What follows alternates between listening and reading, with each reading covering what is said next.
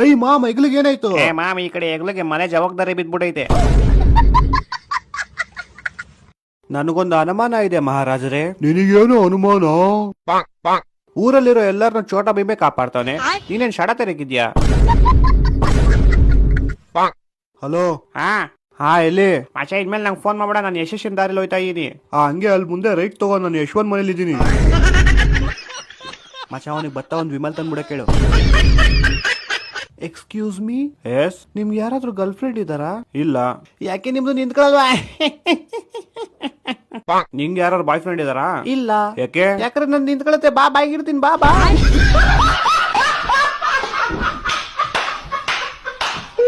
ನಾನ್ ರಮೇಶ್ ಅಲ್ಲ, ಇವನ್ ಸುರೇಶ್ ಅಲ್ಲ.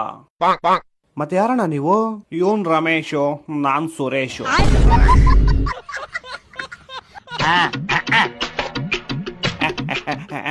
ಅಣ್ಣ, ಒಂದು 10 ರೂಪಾಯಿದು.